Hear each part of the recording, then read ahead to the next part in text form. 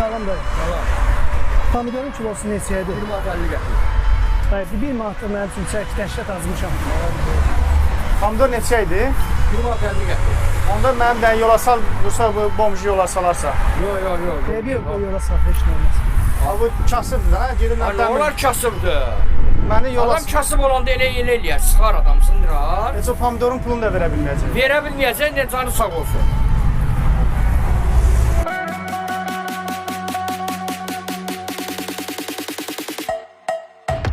Ya məni yola sal, dilənçinin dalına düşməyək də. Yox, mən qardaşım yolasam. Ayda da var. Allah əvəzini versin dayı, Allah əvəzini versin. Bir manatlıq çəkərsən bir dənə. Məni səncə yola sal, mən gedim də. Ay kişi, birinci mən demişəm, onu yola salım. Bu heç pulu da yoxdur, nəsə verəcəm pulu. Verəcəm. Pulum var. Allah nə verib, yetirəndən verəcəm ona da. Bölüşəcəm ruzumu. Cibimdə heç 2 manat pulum yoxdur, sanki Allah yetirəm. Ya bu da ha, gördün pulu yoxdur. Neynə, yoxdur, onu... Dayı, pulum çatmadı, Yox, götür. götür. Dayı, pulum çatmadı, götür də dayı. Götür, yox. Götür.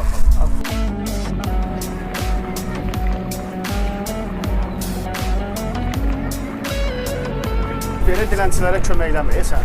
Allaha xoş gedər. Heç Allahın bundan xəbəri yox.